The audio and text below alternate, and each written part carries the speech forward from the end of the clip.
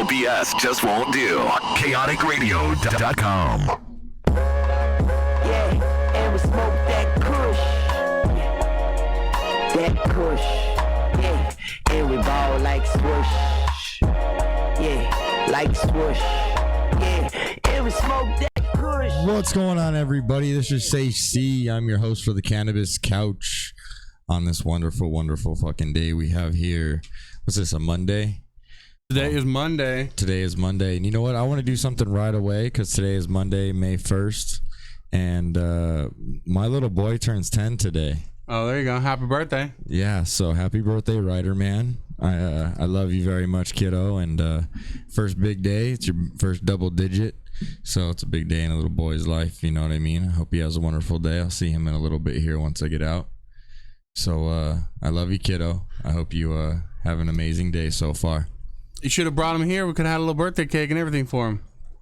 Actually, he's just getting out of school. Oh, okay. Yeah, he's just getting out of school, so not able to bring him here, unfortunately. I don't know if his mom would exactly allow me to do that either. She, you know, she's a mom. He's gonna have to take over the Cannabis Couch when you leave.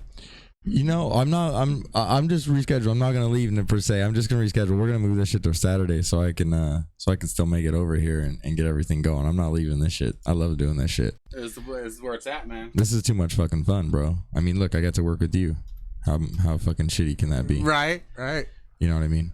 Of course. I'm having a tad bit of problem with pulling up my YouTube stream. This is no shit. I've hit live feed like 3 times and it won't come back on. Let me see what's happening with that. Alrighty. Let's figure this out. Because we got some special shit to do. We got a 420 giveaway to do today, so everybody better get up on them phones because today at 420, if we have the 5th caller, we're going to be doing a special giveaway. I'll be doing a little shout out of that here in a minute. So if I call 5 times in a row, do I win? I don't give a fuck. 5th caller. All right. If you're that persistent, you deserved it, right? Right. You might as well. Yeah, the stream is it takes a minute to refresh. I'll let you know when it gets there. All right, he just doesn't like me. It's like, you're too fucking ugly and you're a stoner. I'm just gonna lag out. I don't like it. Fucking Fuck you. stoners. Fuck stoners. It's waiting for Danny Boom, I think. It is. It's like, you know what? I can't do it until Danny's here because you know he's the sexy one of the show. Of course. Oh yeah, he's a sexy guy. So you know we gotta keep that for real. Just how it goes. But today we're gonna have a really good show. We were supposed to have Uncle Ronnie's Jerky on. Unfortunately, he wasn't able to make it today. You know, business comes into play, and business comes before pleasure. And coming on here is just a bunch of pleasure. It's having fun, talking shit. You know, not really doing anything too fucking serious. Oh, I'm having pleasure right now. Oh yeah, you are. Yeah. Do I even want to look over there into the booth? Then? You got control of the good computer. Do I even want to be over there? Right. I got the good shit loaded up. Oh no. All right, well, first off, we're going to start with, because I haven't got to get to this topic yet, is Kush Stock versus High Times. Because I got to go to both festivals, and they were both pretty cool. They had their ups and their downs for both festival, and so I just kind of wanted to point a few of those things out. Because people are always bitching, I hear in this industry, people are going back and forth like, oh, well, you know, should I go to High Times because it costs money, or should I just go to Kush Stock because it's free?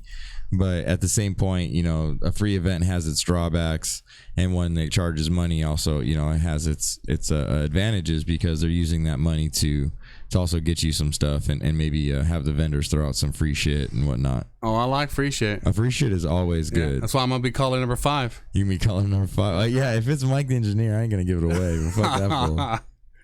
Fuck that fool right there. Talk about. Yeah.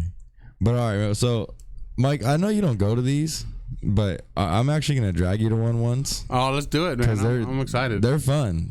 You can go with me, so it's a blast. Actually, you get a bunch of free shit and a bunch of free dabs. But so I went to Kush Stock, right? And I went to Kush Stock first because it was the furthest one away. It was out there in LA, and I was like, you know what, I'm gonna go check this out. And I really didn't even know if I was gonna go to High Times. So I figured I went to last High Times. I checked that out. I missed Kush Stock when it was in San Bernardino. Unfortunately, I had to work, and so I was like, you know what, I'm gonna hit up the LA one. I'm not gonna miss that. And you know, Kush Stock puts on free events, free for the patients, to go ahead and you just basically walk in and you can enjoy the festival and all the vendors and the free food. that some people give out like as samples, and also people give out a lot of love at Kush Talk. I have to say that it's a lot of compassion. If you do pick something up, they're usually overweighing you, giving you a little bit more than what you're asking for, because it's, you know, it's a compassionate event. It's really why it's thrown. Is it a highly sponsored, that one? Kush Talk is pretty highly sponsored. All of them actually really highly sponsored. But Kush Talk, I think, relies a lot more on the sponsorship because they don't charge for tickets. Okay. You know what I mean? And I know that they're very inexpensive when it comes to getting a booth, relatively, when it, you know, you're looking at a festival of the size that they throw, and also it's inexpensive relatively to the sponsorships, to the size of festivals that they throw, because they do throw a really good size festival. Yeah. It's no joke. Like they, you know, the one over here at the Nos Event Center, when a couple of my buddies went to it, and they told me it was fucking awesome. You know, and I just happened to miss it because I was working. But the one I went to, you gotta quit your job, man, so you can go to these things. Yeah, just quit your job. It's over, dude. Yeah. No, I gotta still pay the bills, unfortunately. Still how that shit works, right? Yeah, sadly. But I went to Kush Talk, right, and it was pretty cool. I'll say this, one thing I didn't like about it is when I walked up, the guy asked for my ID, and I showed him my ID, and he goes, "Okay, go in." And they told me it was fucking awesome. You know, and I just. Is that you? Yeah, that's my bad. Stream's up. Stream's up. All right. Yeah. Stream's up. So, hey, you know, I'm just so sexy. Got to hear it twice. Yeah, right. But the guy just asked me for my ID, and then he let me in, which is no problem. You know, I mean, we got 64. That's how it's going. But it's, you know, you're supposed to have your rec and ID at these types of things because it's supposed to be a recreational thing. If you're buying anything, you have to have your ID because none of these people have licenses right now. And so, I think Rex should have been checked at the door, definitely for validation, because that was kind of a big no-no as for how the laws are going right now. People like to think that they can get away with it, like, oh no, you know, it's a 64 sesh, you can just let people come in. But if it's a 64 sesh, everything has to be given away because you're not allowed to buy anything currently right now under Prop 64. You're allowed to give somebody something, but you can't actually buy anything from somebody and do a business transaction because nobody's licensed for that at the moment. Okay. So that was kind of a thing that kind of bummed me out. I was like, oh, whatever. You know, I know they're not going to get popped and nobody's going to give them any hassle about it. But like I preach on this show, that in order to be taken seriously, we have to act professional. We have to follow these laws. We have to be the people, you know, that we need to be, that we're competing with. You know, these big guys, they're going to follow every law to the T. No matter if it means they lose a little bit of money for it, they're still going to follow that law. Of course. You know, because they don't want to get shut down. So we need to do the same. And Kush Talk was put in a pretty cool little place. It was in a warehouse. Now, I have to say this. It was like 100 degrees inside, 110 degrees inside. It's about 100 degrees in here right now. I'm hot as shit. Really? Yeah, are you cool? Oh, you got that fan, you lucky bastard. See, look at that. I'm about to turn on some AC or something. That's what happens when you're the star. Oh, Danny Booms. Look who it is. Danny Booms in the house. Danny Booms' a dad, and he just got back from a long-ass fucking trip to Washington, so him being a little bit late, he deserves that. Been working his fucking ass off. Been in that car for, what, like 18 hours or some shit? For days, buddy. That's how it goes, right? Am I hot? You're hot. You're live. You're good to go, bro. You're good to go. So right now I opened it up with I'm comparing oh, are you not live? Those ones right here. I'm already on. Of course, dude. He thinks like we're like half-assing it over here. Yeah, that's how we do here, Kaotic Radio. Brain dead, man. My brain's going 150 miles an hour. I've been in a lot of shit today, and then I had a bunch of traffic on the way here, so I was fuck. Oh, well, let's just chill. You know, you on the Cannabis Couch now, bro. Just that's right, bro. That's right. We just chilling. Well, pardon my tardiness. Oh, it's all good. It's all good. I'm not really worried about it. But all right, so check this out. Going over Kush Talk versus High Times, and I got to the point where like Kush Talk was free, and that was all good. But the thing that really boggled my mind was they weren't checking recs at the gate, only IDs to make sure you're over 21. Was it like a Prop 64 bit? Right, but if it's a Prop 64 bit, nobody's licensed to sell anything. True. So, you know what I mean? So it has to be a 215 event so people can actually buy something, you know, because cannabis patient to cannabis patient, you can still make a transaction. Okay, so another thing that Kush Talk advertises real big is they give you free water bottles, right? But it's not like an actual water bottle. It's a fucking like half a sip water bottle, which is cool, you know what I mean? But you gotta get like 6 of the damn things just in order to actually, you know, have a drink, which is kind of a bummer. Seems like some janky advertising. Yeah, it is. I mean, you get free water. They didn't say you get free a lot of water. They said you get free water, you know, and which is cool. You know, for high times you gotta buy a ticket. I do understand that you have to buy a ticket. It's like $55 or something like that. I don't know. I've never bought a ticket, but you have to buy a ticket in order to get in. And I understand some people don't have the money and whatnot to buy that ticket, but that ticket is giving you a lot more stuff. You know, it is paying for better musical acts. It is really getting you. You know, you get what you pay for. Right. In a sense. And I went there. I saw Wu-Tang, and that was a fucking blast. Wu-Tang, was Nas there? I don't know. I was only there for the last day. Yeah, okay. I mean, they had an impressive lineup for sure. Yeah, no, it was a total dope lineup, and so I was happy about that. Like, okay, well, this is why people buy tickets, because if you try to go see all those people individually, it's $50 a ticket. So you're buying $50, and you're able to go ahead and see all these people, which makes it cool. And then you're walking around getting a bunch of free dabs. Absolutely. You know, I was like, free dabs is cool. Fucking shitload. Yeah, fucking shitload, dude. It's fucking correct, bro. There's always a fucking shitload. One thing I did like about High Times is that they were doing rec checks at the gate. You had to have your rec on you. You had to be valid. Wristband. Yeah, you get the medicated wristband. Yeah. If not, they had the doc right there. You can go ahead and buy your recs, which they had a doc Kush doc too, but you didn't need a rec to get in, so it was kind of pointless. Yeah, it seems a little half-assed there. Yeah, that was. Axed. It was. I think they threw Kush doc together to compete with High Times. And normally, if they would have thrown one of their regular festivals, I think they would have competed with High Times. But this one was thrown together. It was kind of at like I'm going to say it was kind of at a janky warehouse. You know what I mean? And the parking situation was fucking horrible. There was no parking lot. Everybody's parked up and down the streets. To walk up and down the street, you're almost getting hit by cars. And so, you know, it was kind of a thrown together event. Like, don't get me wrong. They did it out of a lot of love. You know, Dr. K Invader did a lot of love to put on those events for the people and everything, and I do understand that. But at the same time, guys, that you have to not hurt your name in order to just try to get that event done. You know, you guys could have just said screw it and pushed another event a couple of weeks later and just outdone High Times. You know what I mean? And not had to throw it together. It could have been done a little bit differently. And that's just my opinion. You know, I could be wrong. I'm an asshole. So, you know, I am wrong. Ask my ex-wife. I'm always fucking wrong. I just don't like them throwing it at the same time, like the same day, same weekend. You can compete with them and do it, you know, the weekend before or the weekend after without, you know, taking patients out of one and putting. You understand? Like, yeah, you went to both, but a lot of people probably didn't do that. You know. I only got to go to both because High Times was free for me. Right. You know what I mean? Like, if I would have had to pay, I probably wouldn't have shown up. But I got buddies. They saw me, like, oh, here's a pass. Go, go check it out. You need to anyways for your show and do all that. So that's why I got to go. And I can understand a lot of people not wanting to buy a ticket. But I'm going to say this. At the same time, there was better product at High Times.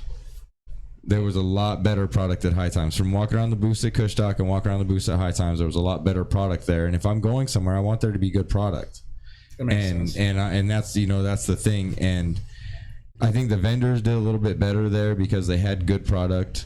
I'm not going to say all of them had better product, but most of them had better product. Well, I saw a lot of really nice golden wax, just really good stuff out there. And it was a lot more impressive than last High Times. I can definitely tell you that. What was your favorite booth at High Times?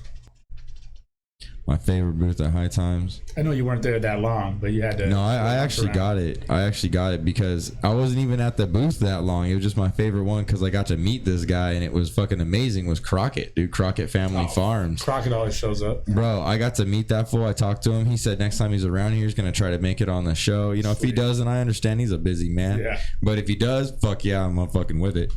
But that would probably be it right there, And I got to meet Paul Wall. Paul Wall gave us rights to use his music, bro. I saw that. That's clean. Yeah, dude. And he said he told us we can use all his music for intros and outros. Gave me a couple songs. You know what I mean? I can hook up with you about all that. He got the internet going nuts, man. He does. He got the internet with them grills, bro.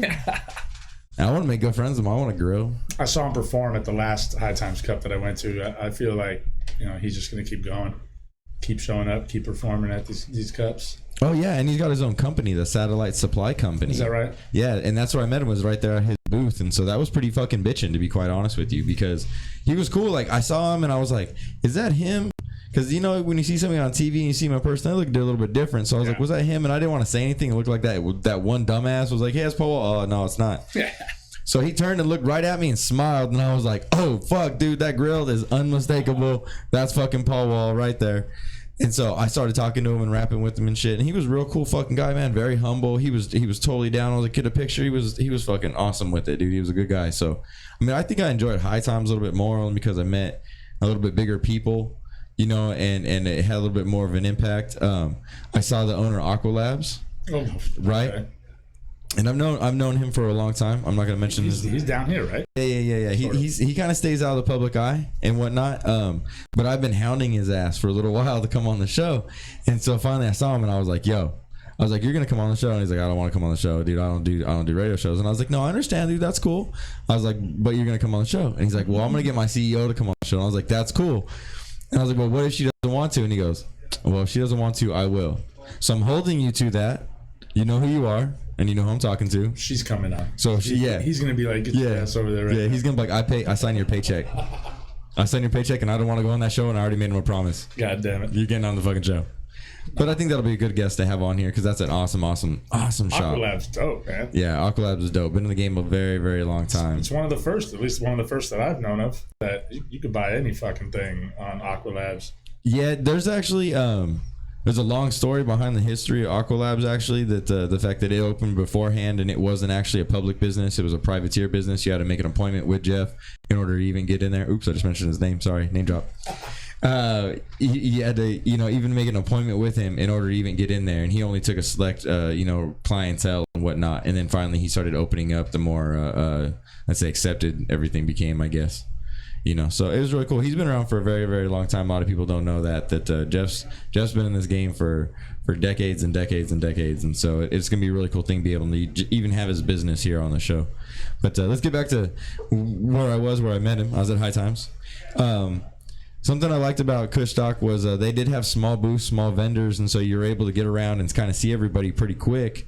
But at the same point that they weren't able to have a lot on display, because they only really did have a table, or a table and a half or so in order to display what they wanted. It wasn't a real big venue, but they did manage to stick a lot of people in there, which was cool. It was cool, I guess. I really didn't. It was hot as fuck, though. I'm gonna say that in those buildings, it was really fucking hot. It was downtown? Yeah, it was downtown LA, right? And so it was like 90 degrees outside. And then so inside these buildings, there was no like real big fans. There was a couple of them, but like not enough to real push air. But there was no skylights. If there was a skylight, it would have been a whole big different story. But there was no skylights. And sure, so the ventilation was probably just shit. Oh, bro, it was like 110, 115. Air just sitting in there. Yeah, inside, and like to the point where like you like your body did that whole like whoosh and like had an adapt thing, and all of a sudden you're sweating like a motherfucker, but your body was adapted to the heat. So I mean, and then you're trying to dab and shit. It just kind of didn't work out. Dabs ain't gonna help. I start coughing and choking and shit. I'm sweating. Yeah, you're getting hot from that, and then the dabs are kind of like goopy. You know how like normally you can just like bop, bop, bop, bop, bop, get a nice little dab. Heat, yeah. Yeah, the heat. Danny Boom knows all about them gummy ass dabs. I think I'm about to piss him off after the show too with some gummy ass dabs. Unfortunately, we'll fix it up though. But exciting. Yeah, super excited. But I mean, Kush Stock overall was really good. Like I said, a lot of vendors showing a lot of really, really good compassion. I saw people, that were buying 8s and, getting like 4.5 grams and things like that, just because, it was about the compassion. That's why Kush Stock is thrown. It's for the patients. That's what they really, really advertise, it's for the patients. They try to get as many people as there as possible. That's why they throw free events in order to get you in there. I know I mentioned a bunch of bad things, but there are a bunch of good things too. They had a lot of really good vendors. They did have good people performing. I only got to see like 1 or 2 because I did have to bounce. Oh, what? Smoke weed every day. Oh, it is that time. It is 4:20 And today we have a very, very special 420. You like that symbol I gave you? Yeah, I like that symbol. He did a little joint You to were the both mouth. like, what the fuck is he doing? Oh, we knew what it was. As soon as it went there, we're like, oh, it's that time again. Where is it? Right. Yeah, where is it? Where is it, Mike? Huh? You're the one signaling. Where's it at? It's right here in my pocket. They're right here in your pocket. Fuck, I'm going to leave that one alone. Just leave it alone. All right, but we have a very special 420 today. So today we have a giveaway from Cheapest Hydro for our 420. They're going to go ahead and give away Advanced Nutrients 3-part Jungle Juice, the 6 gallons.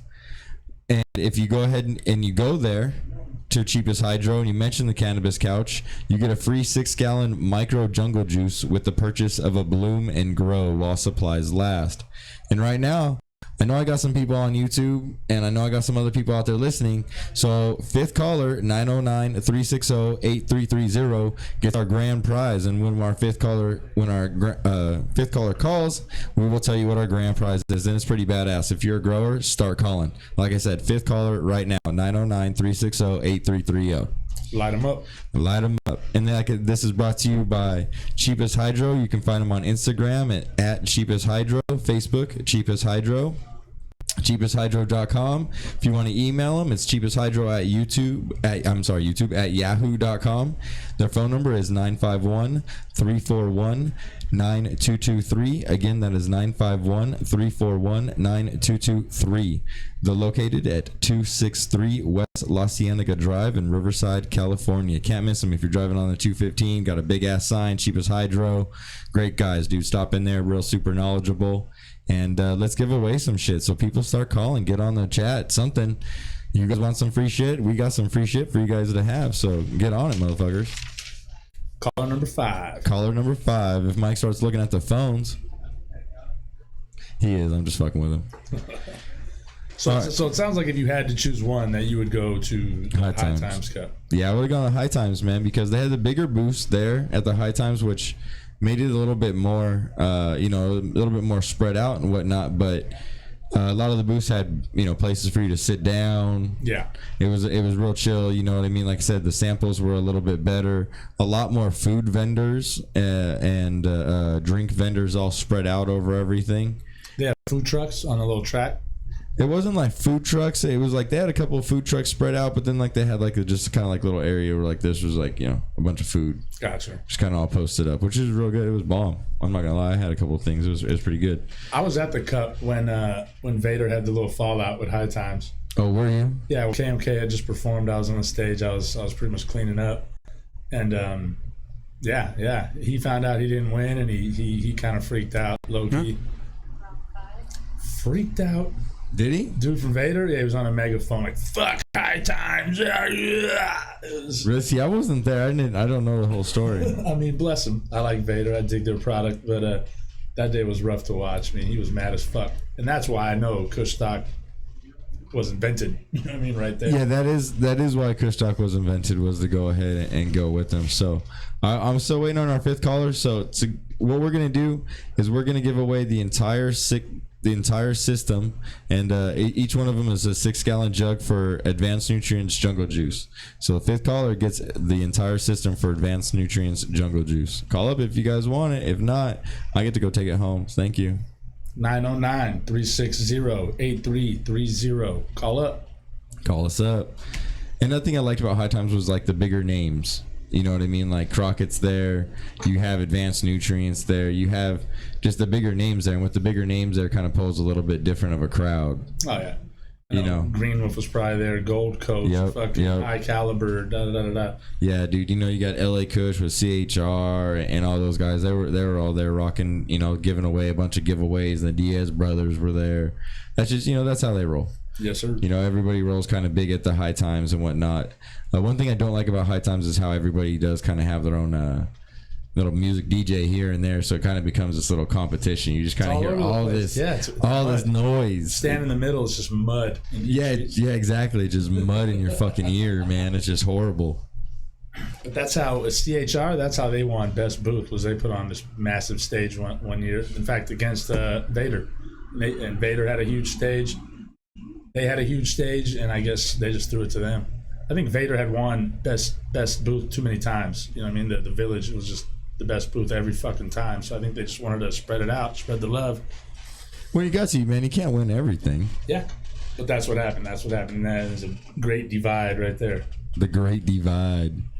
You know, and Kush Talk, like I said, the last Kush Talk in San Bernardino I heard was fucking dope. They're supposed to have another one in like October or something like that, which is supposed to be out there at NOS. So, you know, I think the ones that they put a lot of work into, a lot of, you know, those ones are good. They kind of admittedly threw this one together. That's why they call it 3.5.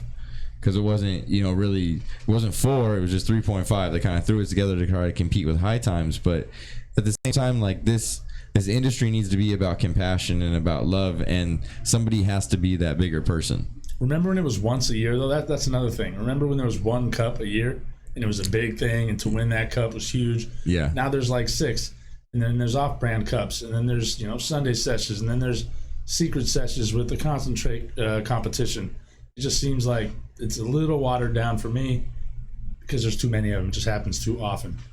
Oh no, I totally feel you. I mean, look at it coming up this. Here, just name a few. Right, coming up pretty soon. We got Chalice, Mega Sesh, the next Kush Stock, right, and High Life. What was the other one? Was it High Life? High Life that was up there in Victorville. That's not the one I'm thinking of. What's the one?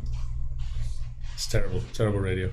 You can't think of shit. Yeah, no, I'm thinking of it right now. Hold on, I'll be right back. But I mean, you know, there's a lot of competitions coming up and things like that. And just like you said, you know what I mean? Which ones do you want to enter? Because which ones are actually going to be noticed? Like Chalice now, you know, Dougie and Hitman, everybody have made a really, really big name for that. So if you win a Chalice Cup, and everybody knows those aren't bought, you know what I mean? The best flower wins. It goes to SC Labs. Right. That's what it is. What it is. The test results speak for themselves. It's not like, oh, this person, you know, whatever. I don't know. There's a lot of rumors that fly around. I'm not trying to, you know, say the rumors are true or whatever. But, you know, I know for a fact the best people at Dougie's Cups, they win. You know, you present the best, cleanest flower, you're going to win.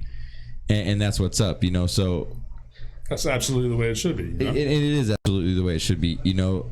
And I know at High Life, too, I believe they were doing a really good job having everything tested at SD Labs and making sure that it was all really good flower. So it just comes down to which cups do you want to enter?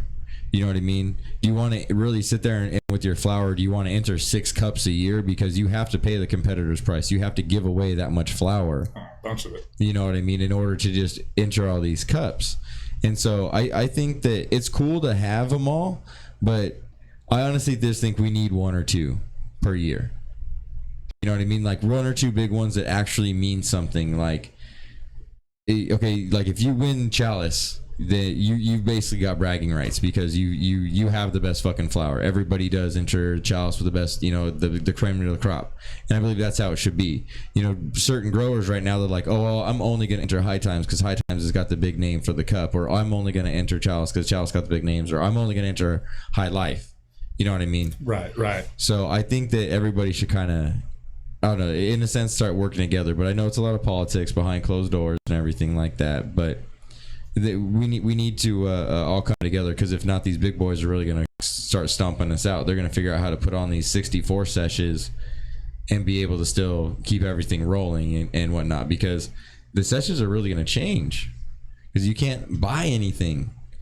If those people going to those sessions are not licensed shops, you can't buy from them. Well, when Prop 215 is dissolved.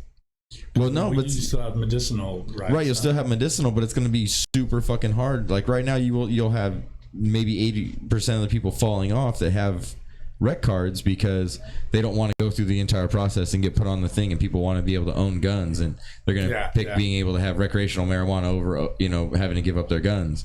So I believe that's going to be a hard thing too, because you're not going to really be able to be like, oh, there's a 215 area, because that 215 area sure is going to have a lot of vendors, but you're not going to have shit for people in there because they're not going to want to deal with that.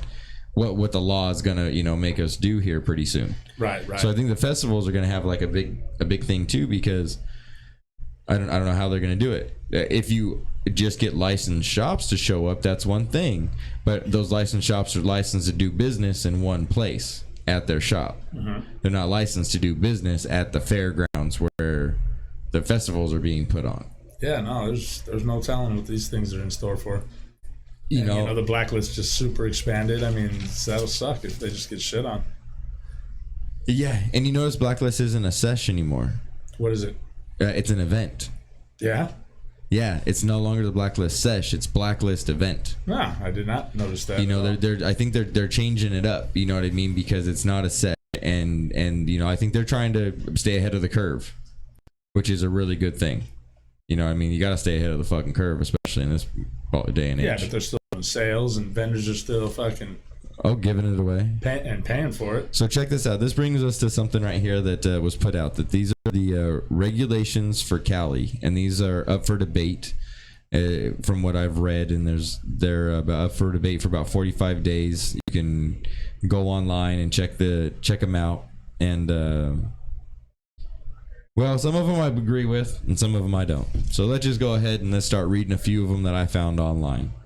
And it says here that collectives can only operate between the hours of 6 a.m. and 9 p.m. Not bad. It's a lot of hours to operate, It's right? fine for me, but there are a lot of like 24-hour ones. You know what I mean? Not anymore. Yeah, clearly. Not anymore. 8 ounces of flour per person per day. So if you went in and you bought 8 ounces of flour and you wanted a little bit more, say you're going on a road trip or something, you can't from that shop. Yeah. Right? You can go to another shop, I'm guessing, but I don't know if they're going to track that anyway either. I'm guessing they can't, because that's millions of people to track. So 8 ounces of flour per person per day per shop. That's, I guess, how I'm going to put that. They have to be 600 feet from schools, which I don't agree with. I think they need to be a little bit further away, especially from high schools and things like that, where you know, like liquor stores, they can't be. I think it's got like 1,000 feet or 1,500 feet that liquor stores have to be away from high schools and shit like that. So I think that might need to be a little bit further, to be quite honest with you.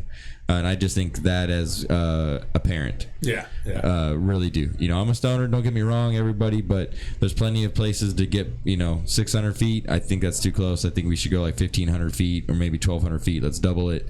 And there's still gonna be plenty of shops, plenty of spaces out there. So don't hate on me for that one. Just if you're a parent, you'll probably understand. Edibles, I get this one. It's gonna be 100 milligrams per package, but 10 milligram bites in there. Danny Boom That's like Washington, man. I don't like that. Well, see, hold on your comments for that, because I actually have. Once we get done with this, Danny Boom, like I mentioned, just got back from Washington, and I saw some of his posts on Instagram. So we have some of that shit to talk about too, because now he's seen where recreational has been now for a little while, and he's kind of seen where we're gonna go. And because I don't think we're gonna follow Colorado, unfortunately, I think we're gonna follow Washington, because greed always wins here in Cali. Okay, and so here's another thing: no more free samples. So you can't give out free joints. There's not going to be any more free dabs. So like at festivals, that's a big thing too. That's a free sample. You're not going to be able to give free dabs out anymore. Oh, nobody's going. Right? So exactly. So this is a whole big thing that we're going to have to, think. Now, some of these are up for debate. Not all of these are passing, but I'm guessing the free samples one, that's going to pass. You know what I mean? I think shop owners are even going to go on that one. Like, yeah, fuck, pass that one. But how the fuck are you going to have these events? I don't think we're going to anymore, bro. I think that it's going to become very hard. But don't get me wrong. I do believe that there's going to be people that sit down and go, all right, these are the in-betweens, and this is how we do it. Right? But those are going to be the big events. And don't get me wrong, I think that's what we need. I don't think we need sessions every single day. Yeah, no, I agree with that. I don't think we need a billion fucking, all these massive festivals, Abracadabras, Megafest or Megasesh, Chalice and High Times and High Life and Dabathon. I was thinking of, yeah. And don't get me wrong, I love all you guys. All you guys that put on those events, I've talked to all you guys and I love you guys. Don't get me wrong, you do all amazing things for our industry and the people in our industry.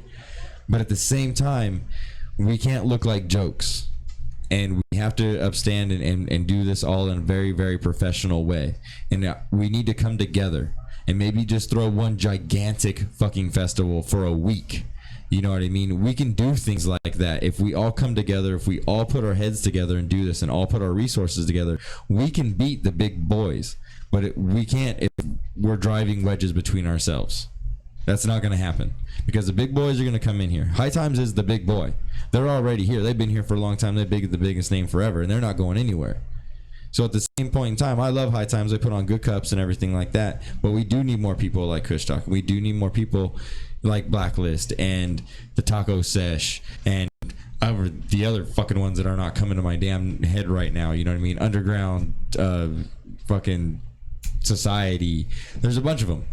You know, that we do need these people because you guys give back to the patients and you give back to this community, and a lot of people can't afford even the medicine at the price it is now, and you guys do give away a lot of things to those people so they're able to have their medicine, able to medicate. A lot of those people strictly come for giveaways and come for dabs and stuff like that. So, but when they take those away, I'm gonna say 70% of Blacklist isn't gonna go anymore.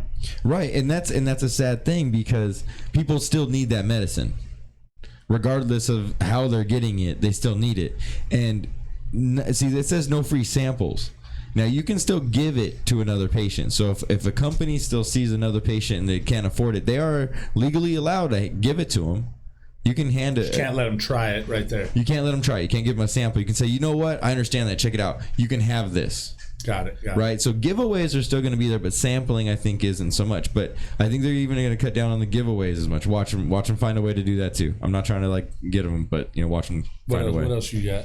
Okay, so cultivation is going to be limited to 4-acre farms, which, okay, I agree with. 4 acres is a lot of fucking land. If you got 4 acres of flat land and you got 4 acres of usable land, you can grow a whole lot of weed. If anybody tells you can't, well, then you don't know how to grow weed. Because I grew up in the sticks growing a whole lot of weed on 3.5 acres, and fuck, 4 acres is plenty. All right, so everything has to be in child resistant packaging. 100% agree. I'm a parent. Here's the thing I like. There is going to be prioritized applications for veterans and businesses open in good standings with local city and counties before 1/16. So if you were operating before January 2016 and you were before then in good standing and has since then stayed in good standing with that city or county that you operate in and or both, you will have prioritized application, which is good because a lot of you guys out there are doing it right and you deserve to stay open, and that's an awesome thing. That's a really awesome thing. And here's something that goes with that is that if you are open prior to those things and prior to 1/16 and you do apply for a license, there is going to be a grace period of they call this while your license is being under review. You're going to have, if you're going to be able to apply for the licensing, it's saying here on 1/2/2018, and you're going to be able to operate until 7/2/2018 while your license is being reviewed. So you don't have to have a license for those months, but you do have to have an application put in for reviewment. And if they deny you within that time, of course you have to shut down. But if it doesn't take that long, you're able to get your license, and you're not going to be penalized for staying open. Yeah, that makes sense. That's good. It's a good thing. It's like a pre-ICO deal, and right. All those pre-ICO guys are going to be able to stay open, assuming they apply and they're in good standing. Right, and they spend a lot of money. Doing their thing. They spend a lot of money. All applicants are going to fill out things for explaining their criminal records and explain why they're good for a license. All right. Business get a 6-month grace period, which I believe that goes back to the allowing you to operate within the from 1/2 to 7/2. Yeah. This is one I didn't really like. Cannabis sales of untested inventory you can continue for 180 days after licensing or until December 31st, 2018, but it has to have a label that says product does not comply with state law. All right. Now, I don't know if I 100% agree with that, because that means people are just going to be shoving their bougie out the door, everything, and it's going to be taxed at the same rate as everything else is, which is kind of BS. We'll get back to this a little bit more here when we get back here on the Cannabis Couch, brought to you by the TerpHouse on Kaotic Radio. Stick with us, everybody. And apparently nobody wants the free shit we're giving away. Hit us up. We got 8 people watching. 909-368-8330. Cannabis Couch. Stick with us. Late.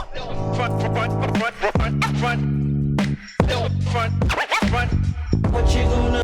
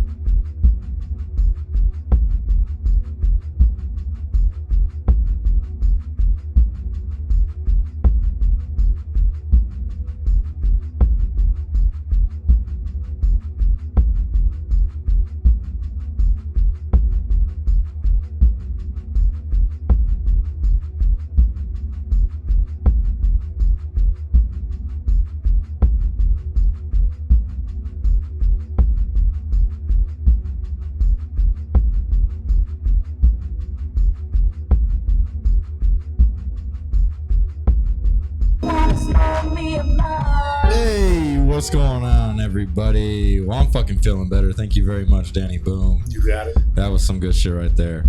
Yeah, fuck, I feel much better. I was kind of half-assed the first half. I'm not gonna lie. I've had a really long day and I didn't really smoke that much, and so that made me feel a lot better, bro. Thank you. All right, so we're gonna go back to this a little bit on some of the proposals that they're going for Cali. Now, what I named off was just a few of them. That was just a few that I kind of found on the internet, and ones I kind of wanted to hit, agreed with, had some, good thoughts about, some bad thoughts about. But altogether, this is 211 pages of things that they are proposing. So I really think, I preach this a lot. I think people need to read 64 and understand what's in it. And then I think you need to read all 211 fucking pages of this stuff, because this is what they're trying to do. And I can guarantee you on page 210, there's some sneaky shit written on page 208 too. You know what I mean? Because people aren't going to make it that far. You're going to make it to page 20 and be like, oh, okay, this is kind of what they're doing. You're going to give up. No doubt. And there's going to be some things in there that we're really not going to agree with. And if we have the right to speak on this and to give in our 2 cents, we need to. Look, everybody does. Everybody listening right now, everybody that goes to these sessions, this affects all of us. And so we all need to know exactly what's going on. We gave the power, unfortunately, to the government to regulate us and what we wanted to do. I thought we had it fine with Proposition 215, but apparently everybody didn't. There were some... people think, it's recreational, now everybody's gonna be able to smoke weed and not get in trouble, and that's not even the case. Nobody really read this law, and now they're trying to put all these proposals for these regulations on us. And I hope everybody reads them and gives your 2 cents and really, goes forward and goes to these town hall meetings and goes to the meetings where the city councils are. And when they're talking about this, and you put in your 2 cents and you go ahead and you tell them, hey, this is what we want. We the people, we voted for this. This is what we want. We understand that, we voted you guys in to make those decisions, but at the same time, you need to listen to us about those decisions and understand what we want. You can't just make those decisions because the lobbyists tell you what you need to. We're the people. We have the control, and we need to take the control. We need to educate ourselves and not let them make the decisions for us because we are uneducated. We need to really make a stance in this, everybody, because I don't want to lose my industry. I've been in this industry for a very, very long time. I know Boom has. I know a lot of the people that support the show have been in this industry for a long time before we could even say, to be quite honest. Yeah. And I don't want to lose my industry to a bunch of these big motherfuckers coming in and pushing us all out because we didn't take the time when we had it to educate ourselves and to do the correct things.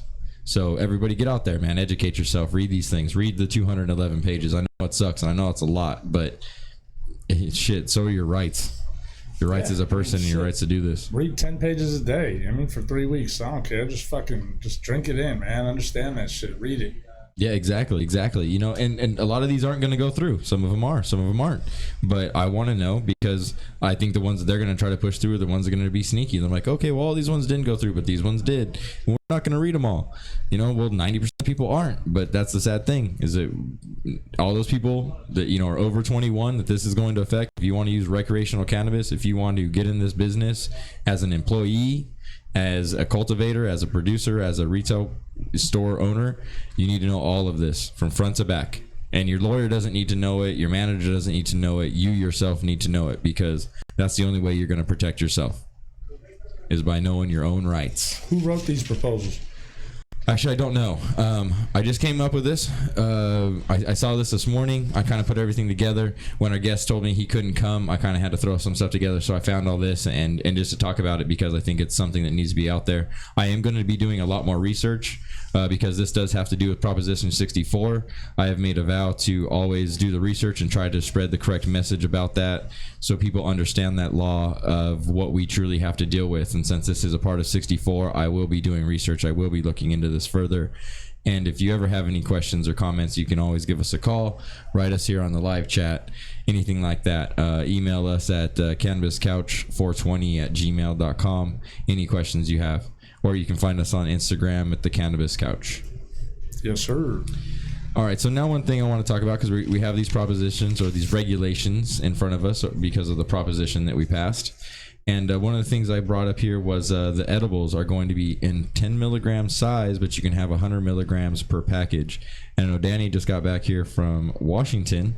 So Danny, tell us a little bit about your experience in the collectives. I know we were speaking about it on break right now, and I kind of want you to repeat that to everybody too. Well, I mean, let's start with the edibles that you just mentioned. Just for instance, I like Chiba Chews. I'm a big fan of the Chiba Chew. Shout out Chiba Chew. Got a lot of friends that work for those people. Oh, word up. You got a great product. It works for me every time. And they have the same Chiba Chews in Seattle, but when you buy them, they're in the 10 milligram packs. And they're the same size. So I don't know. Frankly, I feel like it's more sugar and it's just more food in general. But it was weird to me. I wasn't a fan of that at all. And it just threw me off. I had to ask them. They explained it. And I was like, well, fuck. And that's the deal with all their edibles. I mean, they don't have anything that'll punch you right in the throat without eating fucking 20 of them. You know what I mean? So, yeah. How many do they allow you to buy when you're walking out the store? How many packages of edibles can you purchase? I guess I don't know that. I just bought the one. You just bought the one. It didn't work for you? The whole package? Well, I didn't eat the whole package. I don't eat, 8 Tootsie Rolls right now. You know what I mean? Yeah, I feel you. You know what I mean? So I ate 4. You know what I mean? I smoked a shit ton of trees. And yeah, I was medicated, but it's just different. You know what I mean? I'd much rather eat the one fucking high powered, dick in the dirt fucking Chiba Chew or 2 of them, if I have to. And that's good, man. That's what I want to do. That's how I want to medicate. But I mean, I understand we're following in their footsteps already. We're proposing the same shit 502's got going on in Washington. Yeah, exactly. And bringing up Chiba Chew, I want to shout out Lizard. I love you, girl. And shout out Sammy. I love you, too. Y'all are some hardworking chicks over there for Chiba Chew. And I appreciate you. Down here. Oh, we are. And Lizard and Sammy, if y'all hear this, Sammy, I want you on the show because you've never met Sammy, but, dude, she'd be awesome. She's awesome for radio. Her laugh is fucking contagious as hell. Right? She laughs and it's like, fuck, everybody wants to fucking start cracking up. Sammy's great. I worked with them at another collective, and man, talk about some women business, women in weed. These chicks right here, like, you give them a company, they rule it. You know what I mean? Lizard is just awesome when it comes to running a company. She got her head on her shoulders and stuff. And Chiba Chew, y'all were very, very lucky to pick up those 2 ladies.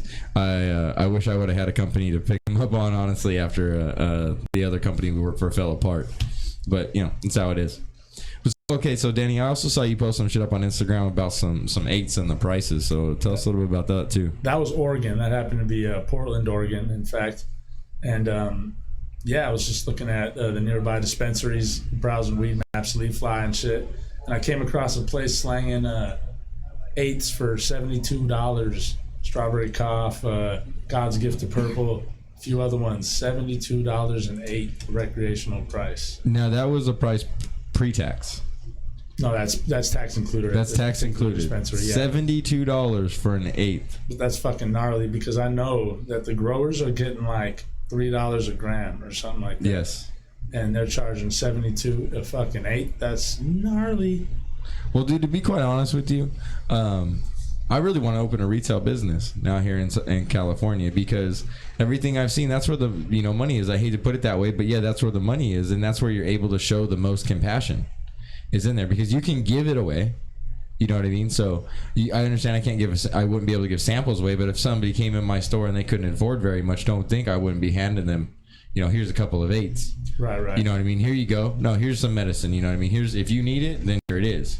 And that's kind of why I want to do it too, is because I think that some of that's going to be lost, and I'd like to have that shop. You know what I mean? That's what built this whole industry is fucking compassion. It is, and that's how I've had a couple of collectives and partners in a few. And one of the first ones I was ever partnering, that's what we would do. People would come in and they'd be like, oh, I really only have this much money. And you would know they'd be on Social Security, and you could tell. You can tell when somebody's trying to hustle you when somebody's not. Yeah. And when they would come in all the time and they would have, all the time on the same time of the month, because that's when their Social Security check would hit or something like that, they'd come in and they'd be like, oh, I need it. They want an 1/8 of the $10 gram and everything. Because this is back, grams were still $20 and whatnot. Yeah. But they'd be like, I want an 1/8 of the $20, $10 gram. So I'd give them an 1/8 of the $10 gram, and then I'd give them a nug of the fucking, I'd give them a gram of the $20 shit too. Like, here. You know what I mean? Just to give it to them, because I know they'd never be able to afford it. They'd never come in and ask for it. You know what I mean? Just because it's all their money. You know what I mean? In that. So I would always be like, here, break it off here. You know what I mean? It doesn't cost me nothing. And honestly, the next guy coming in buying the 1/8 of that weed, he just paid for that gram. And thank you to the person that came in and bought the next 8. Yeah, thank you. Because you were the person that allowed me to do that. You know what I mean? And that's what this business is all about. And I would love to open up a connoisseur shop. You know what I mean? To where, it's open to the public, but it's only connoisseur shop. I'm not going to sell bougie shit. You know what I mean? There won't be Snickle Fritz on my shelf. It may be a tad bit more money, but I'm going to make sure everything on my shelf is worth it. And I'm actually really working on it, to be honest with you. I started talking to some people and stuff, and I really want to get it going because I don't think there's going to be a lot of those shops. Yeah, if I've had the idea, so have 100 other people, but there's still not going to be that many of those shops. Most people are going to be in it for the money, quick, easy, and that's it. Oh, yeah. And I'd rather be in it to, just do the right thing. The Bay Area, when I was, first getting started with this Prop 215 stuff, the Bay Area they're all about compassion. You know what I mean? There isn't a billion shops up there. And the ones that are open, that have been open the longest, they all have comp sacks, like you mentioned, for folks that can't afford, the fucking stupid doo-doo dumb. And I feel like they've always done it the right way. I mean, even though they charge a little bit too much too now. Just, I don't know. I was like their angle towards medical cannabis. Right. And I understand, the price is going to suck. We all have to accept that. The price, yeah, exactly. Danny's just choking himself here. It's going to suck. It's going to put a stranglehold on us. It's going to put a stranglehold on the business, as for the farmers, as for the patients, as for the recreational use, all of it. It's all going to suck when it comes to paying for it. But I believe those shops that do just decide, we're going to take care of these people. We're making enough money. I don't need to be a billionaire. I don't need to be a millionaire in this game, although it's going to create plenty of those, that they can really help still take care of the patients, because that's where it's at, and I still use the word patients because that's what we're used to using. But, people, it's going to be people here pretty soon, because I unfortunately think they are going to shove the medical marijuana business out of California. It's not going to be lucrative to them. So they're gonna kick us the fuck out. For sure. And that's gonna be a problem, but that's gonna suck. It's pretty much inevitable. I mean, it's gonna happen. Just like Washington. Oregon still has medical marijuana, but we'll see how much longer that lasts. Exactly. And that's nothing but, they give lower prices. They give lower prices for what I think is the same trees. I'm not positive though. I do think it's the same trees. You know what I mean? Like, They may, put the top shelf, what's on medical, on the connoisseur shelf over in the fucking, recreational, just so they can charge more for it, because they're not making the money back for it. You know what I mean? Like, exactly. You got to play the profit margin game somewhere, right? So if they're selling it for $10 on the medical side, and they're even though they're buying it for $3 a gram, it's only $7 profit, right? So, but then they got to keep the lights on, they got to pay employees and whatnot, so they're probably breaking even on all of that shit. So they have to put it on the connoisseur side on a higher price in order 20 a gram. Exactly, in order to make the profit, in order to actually make a profit on that unit, you know what I mean, or on the units that they purchased of that particular strain. Like, I get it, and that's where everybody has to understand too. Like, we're going to be customers pretty soon. We're not going to be patients. And patients we didn't have to be necessarily as educated when it came to the business side of this, because people were a lot more compassionate. Now, as customers, people are not going to be compassionate, and we must understand this retail business a lot more and understand how retail business works. That when you buy a pair of jeans in the store, the store paid $20 for those jeans. Let's say $10 for those jeans or $15 for those jeans. That's because that's probably what they fucking ended up paying, right? And so they have to make their actual profit. So they mark those jeans up 10%. But then at the same hand, they know a certain amount of those jeans are going to be stolen. So they have to take that profit margin, what those jeans are going to be stolen. They have to mark everything up another 3% to make up for all the jeans that they're going to lose to theft. So you have to make up already for those people stealing it. You're already paying for it. I mean, that's just business. That's how it works. Everything is passed down to the consumer, and that's how this business is going to work. Everything's going to be passed down all the way to the consumer. The person that's going to be making the most money is a retail store. So I believe those people. Well, the government is going to be the one making the most. Exactly. Money. Okay. The government, but they're always going to get their chunk of the change now. Yeah. I mean, and to be honest with you, it's like paying an APR rate on a car. It's the cost of doing business. Yeah, buddy. It's a very expensive cost of doing business, but for a long time, a lot of us made a lot of money in this business, and it's just going to be, what I consider when I go now and I got to pay that tax, it's going to be given back to the game. I've made enough money in this industry where, fuck, if I got to do it, I got to do it, right? I haven't made enough money, bro. I haven't made enough money yet. Yeah, I can say I have. Yeah. I have. I've bought enough stuff, and so like like even back in the day when I was still hustling and I like couldn't come up on anything because I didn't want to go buy a big unit or a couple units or anything. I just wanted seriously a couple grams or a quarter or something. When I had to go buy a quarter back in the day for $100, I just considered giving it back to the game. Like do you know how much I could actually, if I went and had $600, I could go buy a fucking QP. Right, but I'm paying you $100 for a fucking quarter of the same shit I can go buy a QP for $600. But it's just giving back to the game, you know what I mean? That's just how it is. Indeed. And so, it is what it is. You got to give back. And I just think that there's going to need to be some compassion. The stores that really thrive, I'm not going to say the stores that are really going to make a bunch of money, but the stores that are really going to thrive and have a local, and not just local, but loyal and local people coming to their shop every single day, whether they are the people that buy an ounce every day or buy fucking a couple grams every day. That person coming to your store every single day and buying a couple grams is the person that I would rather have. Yeah, it's cool if somebody comes once a week and buys 8 ounces. Yeah, that's cool, whatever. But I would rather service that person that's in there every single day that truly needs it, that's truly there to help themselves and to use this as a what they need it for. Yeah, no, absolutely, I agree. And I think the shops that do that are going to go ahead and thrive. Take off and maybe not make the most money, but they're going to be the ones that have lines out the door.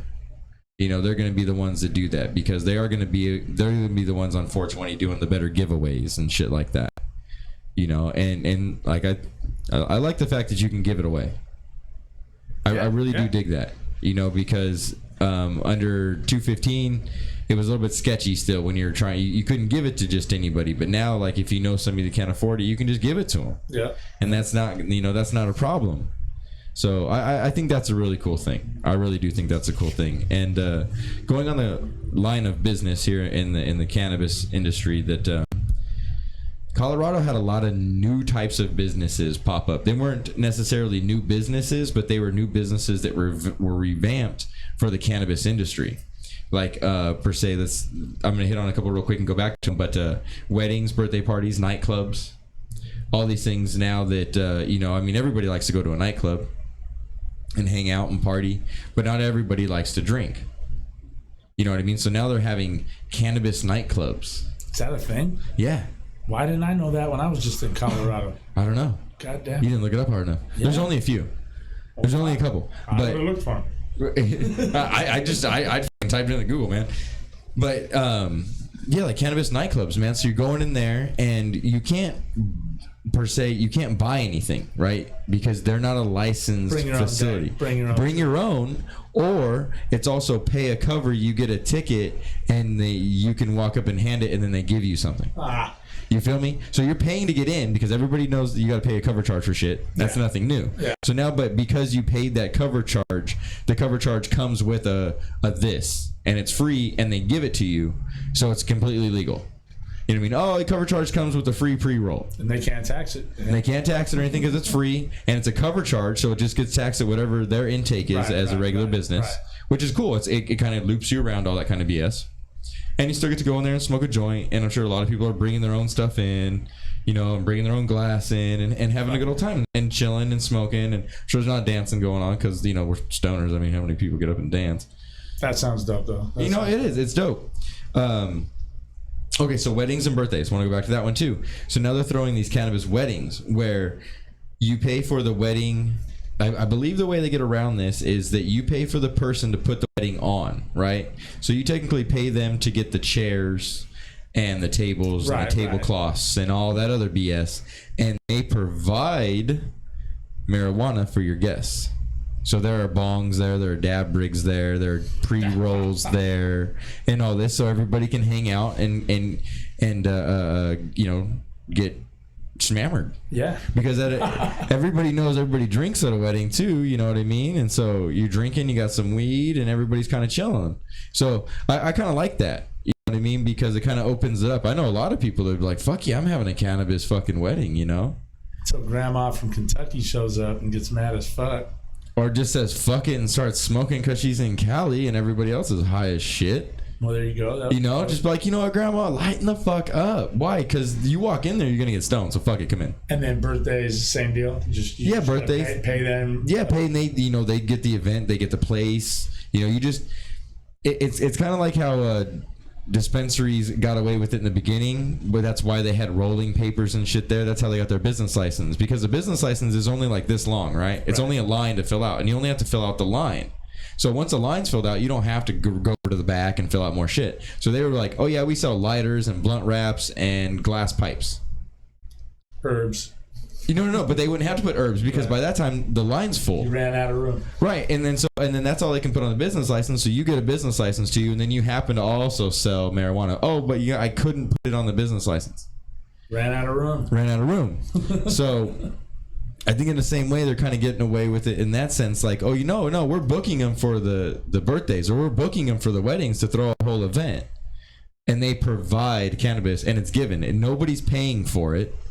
Because on paper, no, I'm paying for my tables, I'm paying for my chairs, I'm paying for my cake, I'm paying for these different things. And technically, if you're going and buying the cake from a licensed bakery that can make cannabis stuff, you can go and have cannabis cake there because you're not charging for it. You're buying the cake and then you're giving the cake away. So you can have cannabis infused cake and things like that and such too. Yeah, no, I mean, that makes sense. You know what I mean? So there's ways around all these laws, and it's cool because it opens up these different businesses and different ways to party. You know what I mean? Different ways to party. And shit, if I could have a cannabis wedding when I fucking got married, hell yeah. I'm sorry, in-laws, but fuck yeah.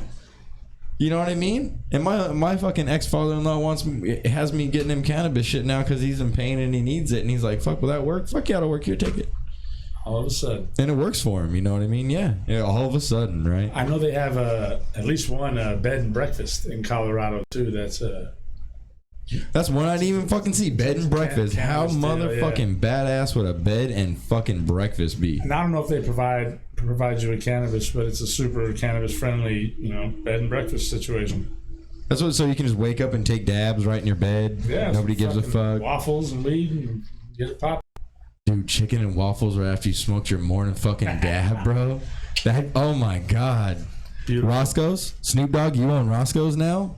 How about Roscoe's Bed and Breakfast, homie? Does he own Roscoe's? Yeah, he owns Roscoe's, bro. They were like going out of business. I think Snoop bought him. That's right. That happened a couple years ago. Yeah, a couple years ago. Yeah. So Snoop, Roscoe's Bed and Breakfast, bro. Yeah. And you can have all your Snoop Doggo shit there. Like, what's up, bro? That's just a marketing plan. I'm a marketing genius, bro. Hire me, Snoop. Okay, and another thing is, we've hit this a bunch of times. I love Dougie.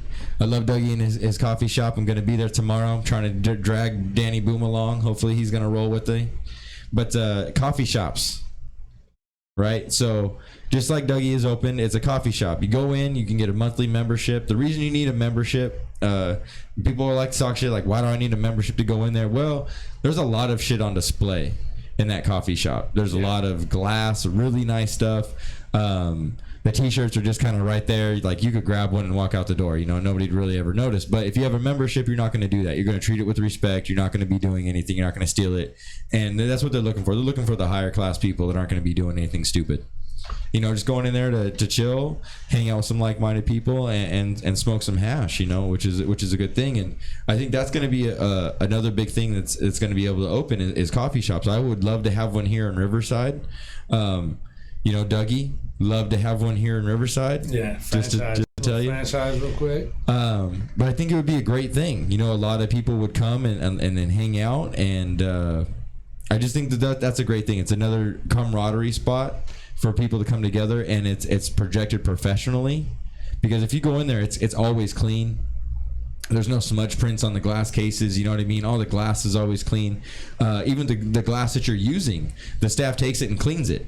So it's not getting all bogged up with dabs and all this kind of stuff. They clean it. So you're taking clean dabs. Yeah. Reclaim all over this. Exactly. You're not getting reclaim all over. Like, yeah, you can sit there and take 20, 30 fucking dabs out of the piece and it'll get reclaimed, and you can sit there with your own piece all day and do it. But if you choose to say, hey, you know what? I need a new piece, and the piece gets cleaned. You know what I mean? And so you have a nice, new, clean piece, and that's what you're paying for. They have services there. And then you're able to go there and you're able to buy the coffee, and everybody knows THC and caffeine are great fucking things together because it keeps you focused and awake all at the same time. So, I love THC and caffeine. It's a great thing. But another thing that I think, here's a couple of things we already have, but I also think that they're going to become more of is, I'm going to hit the first point, is glass blowers. Because a lot more people are going to come in and be educated. Yes, there's a lot of glass available. About 80% of it is crap. You know, it's Chinese glass. You can just go down to the dock and buy a fucking, you know, one of those truck backs or, you know, shipping containers full of that shit and put it on your, you know, shelves and whatnot. And it's not made very well. The functionability isn't very good. It doesn't have, as I like to call, volumetric efficiency in the piece, because it's just not going to function well. It's not going to be able to clear. It'll have a small carb hole. We're just talking about a regular pipe, but like a small hole in the bowl, small carb hole, small mouthpiece. Like, you know, your fucking San Pedro downtown LA pieces are just fucked up. Yeah, and that needs to exit as much as possible, because there are a lot of really good quality glass blowers here in the United States. Lately, even over the past few years, a lot of glass blowers have really come up and started to develop good techniques. I'm not going to say all of them, but a lot of them have. Some people, I'm not going to lie to you, y'all need to get into a shop, pay to have a booth at a shop and for yourself there. I understand a lot of you guys started and you just set up a torch at home and you saw some videos and you went after it, but there's a lot of things in those videos they don't show you. I had the opportunity and the honor to sit next to Steve Sovereignty for a number of years and learn just so much about blowing glass that it boggled my mind, and I know nothing when it comes to blowing glass, but just what I got to learn from him was mind-boggling and awesome. And so I think, you know, all those kids coming up blowing glass and whatnot, that you need to get out there and get that proper education and learn those proper techniques and learn how to do a proper gather and learn how to do a proper seal and learn how to, you know, just do everything properly. You know, without leaving air bubbles in your shit, without leaving DeVit, learning how to clean out the air bubbles, because it can be cleaned. You know, DeVit can be taken out. All those things can be done, but you have to know how to do it properly. If you get a crack, you have to know how to heal your crack properly. You have to know how to just all of a sudden switch your flames up, getting it on an annealing flame real quick, and you know, so you're getting all the molecules to move the same speed, and then throwing it all of a sudden to a sharp flame in order to get your crack healed. You know. So like, you kids need to know that kind of stuff, because I see pieces out there where people spend a lot of time on them, and then I see like where you guys healed a crack and you healed it incorrectly, but it's like, if you got it that far, you could have done it correctly. You just didn't know how to do it. You just weren't taught that extra couple of steps. You just weren't taught like, this is the exact flame you use. And that's what I see a lot of glass blowers out there doing right now. It's really super incorrect. Is that glass blowing is like a paintbrush, and painters don't always use the same paintbrush. So if you're trying to do, you know, something with your glass and it's not working, it's more than likely because you have the wrong flame. You're not concentrating. And that flame is not being able to concentrate the heat at the correct spot. I saw some guys the other day blowing glass at a session. He was like baking the glass right up on the torch. And he was trying to get more out of it, you know, trying to get more heat to that one section in order to move it and stuff. And he didn't even get enough. I saw him when he pulled it up, he didn't have enough, and he created a whole bunch of fucking DeVit when he moved it. And it was just because he didn't have the right flame. And I wanted to look over him so bad and be like, just change your flame up. And I wanted to change his flame and be like, no, just do this, you know. Like, I'm not, like I said, I don't know shit about this, but I know that, you know. And so I just want to change his flame. And then like, I see so many glass blowers. This is what I'm telling you right now. If you're new to this game and you turn your torch on and you have your flame on, and your flame is hitting your torch and it is creating red or black on your torch face, you have the wrong flame. Okay, wrong flame. You need to change it up, give a little bit more propane, a little bit more oxygen on there, so it gives you a little bit more pressure, and you need to raise that flame up above your face of your torch so you stop burning your torch. I'm not trying to call it any names, but the homie that does it Black Sesh, you are going to ruin your fucking torch because you do not take your flame off the head of your torch. The homie right outside? Yes. He does good glass blowing, bro, but you got to take that flame off of your torch, man. I want to have a talk with you next time I see you. You were real busy last time I saw you, bro, but got to remove that flame off the torch. You're going to ruin that torch. You got a really nice one, bro. I'd hate to see it get cracked and get fucked. I trip on that dude when I'm all fucked up there. He does good work. Flame and just, he does good work and stuff, but you know, he didn't switch his flame up either and stuff when he was doing shit. And I'm like, man, you got to switch some flames up. But we got to take a break here on the Cannabis Couch. I got off on my little glass blowing rant.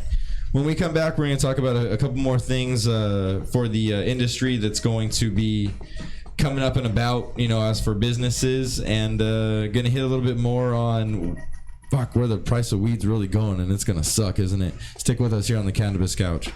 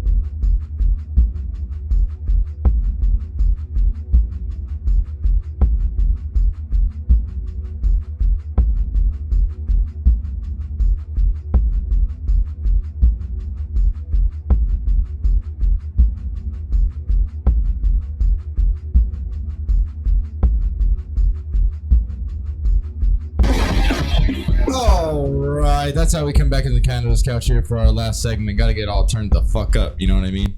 We sit here, we get high, and we talk, and we get all fucking lazy and shit. That's just how it goes. Fuck them. Fuck them all. I can say that. I'm on internet radio. I'm sponsored by the TerpHouse, and they allow me to say whatever the fuck I want. Thanks, guys. No FCC here, buddy. No FCC here. I can actually say fuck the FCC because guess what? Freedom of speech. Bag him. Fuck 'em. Oh, do we have our fifth caller? All right, we got our fifth caller. Send him on through, Mike. Hey, what's up, fifth caller? How you doing? I'm pretty good. And yourself? I'm doing good, man. I'm doing good. Thank you for giving us a call in. Dude, you're our grand prize winner, bro. All right, cool deal. Good looking. All right, bro. You a grower? Just starting off, getting ready to start off in this world of growing. Well, that's really what's interested up. in the cannabis world, and I've been hearing a lot of good things about it and watching your guys' show now, and I want to step into this. I want to step into it right. Well, we got some awesome shit for you, dude. Then we got a whole 3-part growing system from Advanced Nutrients. It's their jungle juice. It's given to you by Cheapest Hydro. They sponsored our giveaway here today. And if you're just getting in, it's actually a great thing to do because it's a whole lot of nutrients that allow you to kind of use some different formulas and whatnot when you're getting into it. So it's a really, really great thing. You can go ahead and go on to cheapesthydro.com and check them out if you would like. Or their Instagram is Cheapest Hydro, as well as their Facebook is also Cheapest Hydro. You can go in there, man. Stay on the line. We're going to go ahead and give you a passphrase. So when you go in the shop, they know it's you and not just anybody else is walking in there being like, yeah, I won this shit and give it to me. So we're going to go ahead and we're going to give you a little passphrase, bro, to call in or to, like I said, go into their store and be able to pick up your grand prize, bro. Thank you very much for listening, man. What's your name, dude? How are you doing? My name is Edgar. Last name Q. I'm doing awesome now, man. You guys made my day. Looking forward to doing this and enjoy your guys' show, man. Good deal, man. Yeah, Edgar. Congratulations, brother. Good deal, All right, bro. thank you. You're welcome, Good looking, guys. Stay up and keep it up, man. You guys are doing a great job. Thank you, man. Yeah, stay on the like. Mike's going to take care of you and give you a little passphrase there. For sure. Take care, bro. brother. Thanks for listening, Edgar. All right, G. All right. See, look, we give away shit here on the Cannabis Couch. That's how we do it. We like to show love, show compassion, as we were stating before. You know, that's what this industry started off as is compassionate caregiving. That's what it was, right? The Compassionate Caregivers Act. Yeah, absolutely. And so that's how this started, you know, and that's how we like to be. And we want to thank Cheapest Hydro very much for hooking up Edward and getting him taken care of. A new grower, can have some good nutrients to put on his shit. Advanced, a great company. Fucking Advanced is a great company. Great product. And I'm telling you, dude, each one of them is a 6-gallon fucking jug, dude. Yeah. So like, he's got more than enough fucking nutrients right now to take care of himself. You know what I mean? We don't get a lot of callers on the show. We realize that. We were talking about that on break, that the callers came in kind of slow. So what we're going to implement from now on is actually a texting thing, because we know everybody's a little bit easier on that. You got your cell phone in your hand. You can just send us a text. You don't have to wait on hold. We get all that. So we're actually going to do it here for the Cannabis Couch. We're going to do it through my phone. So I can do it right here. I can announce it on the air. I can have full control over it. My phone number is 949-200-0390. Stalkers and sexy chicks welcome. Just to tell you, any time of the night you want, it's all right. I don't really care. I don't sleep much. You know, stalkers definitely welcome. Definitely welcome. Just to tell you. No, I'm just kidding. If I got a stalker, no, I own guns. So don't do that. But you know, cute girls always welcome. Again, 949-200-0390. But that's how we're gonna go ahead and do our giveaways from now on. You're just gonna go ahead and when I say two, I'm gonna go ahead and give out my phone number first, or you know, fifth person or whoever I say. Go ahead and we'll get the prize from now on. A little bit easier than having people call in, especially at this hour when I know people are generally driving home and whatnot. So you can't, here in California, you can't be on your cell phone. Safety first. Safety first, right? That's what Cannabis Couch is all about. Safety fucking first. I was totally lying right there. We're about you being safe though while you're driving. Yes, I am about you guys being safe. My own personal safety is, well, that's to be determined. But all right, so one thing that we were talking about before break is the new businesses that cannabis is going to create, as well as the businesses that is going to help expand. Now, one business that really took off in 2008 and 2009 was the hydroponics stores, because as we all know, the economy took a shit. A lot of people lost their jobs, and growing weed is relatively easy. Like my father always said, growing weed is easy, growing good weed is not. Yeah. But a lot of people decided to jump in the game. You saw hydroponic stores pop up all over the fucking place. You saw these places that started as these little one-room shacks turn into multiple fucking gigantic buildings, and you know they got 3 or 4 stores now all over the place. I mean, my little town of Anza that I grew up in, right? This is fucking Anza, California. If you blinked, you passed the fucking town. Like, what? There was a town back there? It starts with a mobile and ends with a Circle K. Town's fucking over. I'm not kidding you. There's only like 4 or 5 businesses in between. So... But now my little town of Anza has got a fucking hydroponics store. And it's just like, what the fuck? Like, you know it's getting off the chain when a little place like that does. No, don't get me wrong. Anza's always been known for growing weed and growing a whole lot of weed. And everybody's always had to drive down the hill to get it. It was a great move for them to open up a store in Anza because it stopped a lot of people from having to drive down the hill. And I'm sure they got a lot of business and whatnot. But at the same term, it's kind of like, what the fuck? Like, there's a fucking hydroponics store in Anza. Where the fuck is Anza? See? Where is it? That's what I'm see. It's in the hills between Temecula and Palm Springs. Oh man, ain't nobody go there. Exactly, but there's a fucking hydroponics store there. You know what I mean? But like that's how big that whole industry, you know, took off. I think I got a buddy blowing it up down there. I'm sure you do. There's a lot of motherfuckers blowing it up down there. Actually, to be a fan of fact, I know you have a buddy because I have recently been speaking with your buddy. You know my buddy. I know who your buddy is. Right. Yes. And we're getting that motherfucker on the show. I've been talking to him. Yeah, he's blowing it up. Yeah. And I'm not going to mention that all right now because people can put 2 and 2 together. Yeah. But yeah. So I mean, it's a big little town. It has always been known for growing a whole bunch of fucking herb. But nobody's ever really known it. And I mean, now there's a hydroponic store up there. I guess, yeah, cast out that fucking bag, right? But I think that's another industry, even in and of itself, is going to go ahead and blossom again. Oh, further. Because a lot more people now are going to be like, hey, well, I can grow 6 plants. Yeah, I need my fucking advanced nutrients. I need my advanced nutrients. I need to get my ass down to cheapest hydro and go ahead and get my setup. And the thing I like about cheapest hydro, too, is right when you walk in, they have stuff right there growing. You can see the setup. They can teach you everything about it. We're actually going to start doing a whole big thing here on the Cannabis Couch with cheapest hydro because we are all about cannabis education. I preach that a lot every single episode. Cannabis education, cannabis education, cannabis education. If you're not getting one, you're doing yourself a disservice. So we're going to start doing a thing with them on how-to videos, how to set up lights correctly, how to set up grows correctly, how to set up flood tables, and how to do these different systems of grows from aeroponics to hydroponics to flood tables to soil base, and the differences between the different types of nutrients and everything. We're going to get really, really, really deep into it. There's so many things I can't even really start naming it off right now.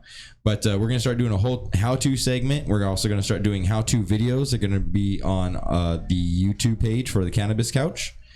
Because I think that's really where this needs to go. If more people are going to get into this industry, more people need to get that cannabis education. There it is again. And with that, I want to help people get the right cannabis education. There are a lot of YouTube videos out there. I've watched many of them. A lot of them have really, really good information. A lot of them don't. As well, a lot of them have half information where people made a video but they didn't want to give away their secrets.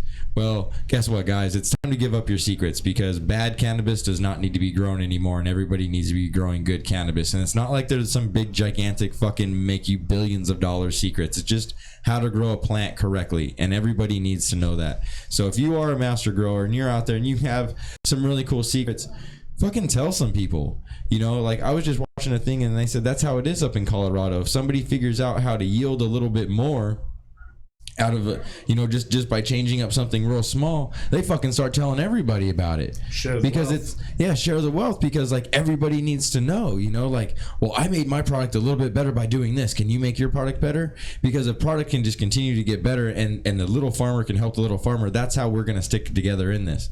That's how the big boys aren't going to push us out. You know, yeah, right now we're 90% of the industry. And when the big boys come in, we're going to take over that 10% of the industry. But we can be a very, very strong 10% if we stick together and we get a good cannabis education and people start doing this correctly. And that's one thing that cheapest hydro does is that I believe they do things correctly. The guys have been in the game there for a very long time. They know their shit. Very much. I was sitting there with them today for a very long time talking to them, and so they know their shit, man. It's on it, and that's why I'm going to start doing the how-to videos with them to really get on it. And so you people you customers, as it is now, because it's no longer patients, we're customers. Yeah. As you customers of cannabis can get educated so you can grow your own. And that way too, so when you walk into a facility, you're not just, I understand everybody behind the counter is going to have to be educated, but now you're going to be able to look at it and you're going to be able to be educated and know what's going to work for you, because this is a medicine at the end of the day. It has different effects. Different strains have different effects, and you need to understand that for yourself. You need to understand how your own body works, and by knowing how it's grown, by knowing the different processes of growing and what you can put in your plant, the right ways to do it, the wrong ways to do it, it educates you as that consumer, and being able to go in there and look at the product and be like, check it out. I know what I'm talking about. This is really good. I'm going to be able to take this home and it's going to do what I need it to do.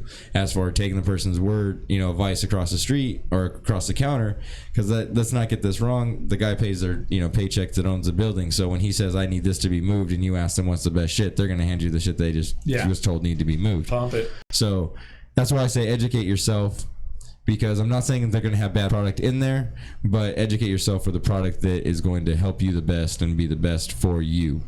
And I guess that's about the best message I can leave you with that one, because, shit, people need to just get that cannabis education. I can't say it enough. Cannabis education. Get it. So, okay, so when we left, I was talking about glass blowing and about people, how they need to kind of have a little bit better education in that as well, too, because with more cannabis being bought, more people are going to need better functionability pipes. A lot more artistic pipes are going to come to the fore market and things like that. And I really think that's an awesome thing, because there's some really good glass blowers out there that don't always get to sell all their glass, or they have things sitting around for a long time. They put a lot of work into that piece, and either the price of it, or maybe it's just not somebody's taste or whatnot. But now, because more people are going to be introduced to cannabis, now maybe that price isn't going to matter so much, because you're going to have the artistic person that's going to look at it and realize, oh, they really put that much work into it. And that person before never wanted to smoke cannabis because they were afraid of the law, but now they smoke cannabis, so now they want to buy that piece from that particular person. And because they put their heart and soul into it. And let me tell you what, every glass blower out there, good, bad, or ugly, if you're behind the torch and you're trying, my hat is off to you. I have been behind the torch. I know what it's like to learn. I know how fucking frustrating it is to sit there and learn, and to get burnt, and to learn shit the hard way, and to learn the bad techniques, and to have to, well, actually, I take that back. I never learned the bad techniques. Steve Sovereignty never taught me anything bad. But to learn a technique, you know what I mean, and to try to get that technique down, there was many times I grabbed shit and fucking chucked it, and I'm not gonna lie to you, man, there was blood, sweat, and tears that went into fucking glass blowing for me. There was sometimes I'd be so frustrated, I'd be like, fuck, dude, and tears come to your eyes, and you just gotta walk away from your torch and revamp yourself, you know what I mean, and get everything going. And so if you're behind the torch, my hat's off to you if you're trying. I commend you for trying. But I also say, take that time. I know Goosefire gives classes, and there's a couple other places that give classes. I know a couple people as well, if you contact them, that you decide you want to pay for it, they'll help you, they'll teach you out, they'll teach you some stuff as well. And I really think you guys need to get out there and do that, because your glass work is going to be worth more than what you think it is even right now. When the market is there, you're gonna be able to charge more. It's a supply and demand thing. So if you're out there and you're creating really nice glass pieces, and they're professional looking, they're put together, there's no divot, there's no bubbles, your seals are on point and not wonky, they're nice and they're even all the time, and your bridges between aren't wonky and don't have bubbles in them. Make sure, guys, your bridges between your female piece and your actual can. I've seen a lot of people that they either don't put bridges in because they don't know how, or when they do put them in, they're wonky, or they're crooked and they're sideways. They're really not that hard to put in, guys. Just keep trying a couple of bits. You just have to position your flame correctly, and you just have to position your flame correctly. It's all about getting your rod really wet too. You have to get the rod real nice and wet. I know that sounds really gross. Danny's cracking up over here, but you got to get the rod wet, and you can kind of extend it there, and you can really make it so it looks real good. And then you can even add glass if you need to thicken it up. But get out there, guys, and learn some shit. And know that kind of thing. Like I said, I don't know anything about glass, but I know a lot more than most of the kids that are even behind torches right now. And I think a lot of you guys have a lot of talent, a lot of talent, and it just needs to be nurtured. You know what I mean? Like, even the most talented basketball player in the world, it doesn't matter if he's not taught by a great coach, then he's not going to be the greatest player in the world. I mean, you know, look at Kobe. If he wouldn't have had the greatest fucking coaches that he had playing for the Lakers, if he wouldn't have fucking had Phil Jackson, they wouldn't have gone to where they were. I don't care if Kobe and Shaq could have been on there, but have a shitty ass fucking coach, nothing's working. Right. You know, that coach was able to take their potential, take their natural talent, and you know, just and it fucking. Well, I fucking lost words right now, but just, you know, accentuate it. You know what I mean? Because that's what a coach does, and that's what a good teacher can do. Can be like, okay, well, this is what you're good at, so let's teach you this, and we can really take you off. You know what I mean? And a lot of you guys just don't really have a path in it when it comes to blowing. You kind of are getting your own style, which is cool, but some of your own style has wrong technique in it, and with wrong technique is never a good thing. You gotta learn those right techniques. You know, it's like Brazilian jiu-jitsu. You can fight a guy all day long who knows the wrong technique, and you can whoop his ass, but you fight a black belt that knows what the fuck he's doing, he's gonna tear you to fucking pieces. You know, look at Royce Gracie. He won the fucking UFCs. He was the smallest motherfucker there, but he knew technique. Savage, bro, savage. You know what I mean? So that's what I'm saying. You know, a lot of these people out here, you guys are doing good. A lot of the companies out there, you guys are doing good too. I just think a lot of us need to band together, you know, and especially with the companies. I think the companies need to band together. Even shops need to band together and, you know, come together and be like, look at, this is what we're doing. We're not going to necessarily compete with each other. You know, we're all in the same market. So let's be as compassionate as we can. You know what I mean? Like, you guys have the ability to in a sense, control the market. So don't be dicks to us consumers, because, you know, we can also shut you down. We can not buy from you. You know what I mean? There's going to be a lot of competition. And so, you know, the guys out there that are owning the shops, like, just don't try to fuck with us, because at the end of the day, we are your paycheck. Yeah, just don't take advantage of folks, you know? Do business the right way all the time, every time. Yeah, that's a hard thing to do sometimes. Yeah, do it. It's a hard thing to do for some of these people sometimes, and that's an unfortunate thing. That is a damn unfortunate thing. But so did you see anything else up in there in Oregon or Washington that you didn't really like, or that you really did like when it came to the cannabis industry? Man, not so much, honestly. Like, really liked. Really liked. I mean, they got a lot of trees. You know, you can walk right in, just show your ID at the rec spot, and well, I guess one thing that bothered me is you can't open any of the jars. Like, they'll show you a jar of trees, but you can't open it, or you know what I mean? Like, and it's like tape around it, labels and shit. You can hardly see it without opening it. And I mean, I don't want to buy something I can't see. That's ridiculous. That's like buying a new piece of clothing that you ain't never seen before without trying it on, or whatever, you know? Yeah. And you can't smell it. You can't smell it. They only had a select few that had a little screen on top of it that you could smell through. And so I hate that. As far as a consumer, I want to. So their presentation wasn't really on point. Yeah, well, for me, they're overcharging, and I can't even see what the fuck I'm buying. It's just gnarly. The concentrates were just okay. I mean, I keep ridiculous shit, so, you know, I don't want to buy anything that's just okay, you know, frankly. But it was the best shit they had, so I did buy one. Right. So those are things I don't like. Things I do like is that there sure is a lot of it. You know what I mean? There's a lot of it. Sativas, indicas, hybrids. But let's hit on that point for a second. So there was a lot of it, but how much of it was actually good? I can't even see. I couldn't see. Oh, you couldn't? Yeah, because you can't tell, huh? Yeah, I bought some orange juice crossed with Durban poison. And that was actually good. We tried that though. Yeah, and it's okay, but tastes like Durban poison, looks like Tangy. Yeah. But yeah, it's not no fucking Tangy from down here, you know, that I can go and look, I can smell it, I can fucking, you know, I can do whatever I want to do with it. You know what I mean? But so that's one thing that drives me crazy, because they might have had some fucking sneak attacks that I didn't get to see or I didn't trip on, because I can't open the jar. I can't do anything. And I can't buy everything you have here. The fuck am I? Fuck, you're Danny Boom, motherfucker. I came with a bunch of weed. I just went to check out. No, I know you did. You don't ever roll with nothing. I can't imagine Danny rolling up there with nothing, being like, oh, I gotta go to collect because I ain't got shit. Yeah, that ain't Danny Boom style. Man, I roll with Eddie Ruxpin. All that dude does is smoke trees. So yeah, you gotta be ready to go. Dude, shout out Eddie, bro. We gotta have you out here on the show, Eddie, because I'd love to have you here just talking shit with us. You're a comedy savage motherfucker. So we gotta get you out here on that show, Eddie. That'll be some fun shit. And yeah, he does burn trees like a motherfucker. Yeah, he's impeccable. Let's do a dab. Every time he's on Facebook Live or something, man, he's always like, I'm gonna do a dab. I'm gonna do a mega dab. Who's with me doing this mega dab? And 5 minutes later, he's like, I'm gonna do another mega dab. Yeah, he loves it. He loves doing the dabs. Well, the guys on Facebook don't help. They're like, do a dab, Eddie. Do a fucking dab. A monster dab. The fucking one time you were on there and you're like, I'm gonna do a dab. Fucking my ass was like, glob, motherfucker, glob. I remember you being like, fuck Shay. I got big old baby lungs. Big old baby lungs. Yeah, man.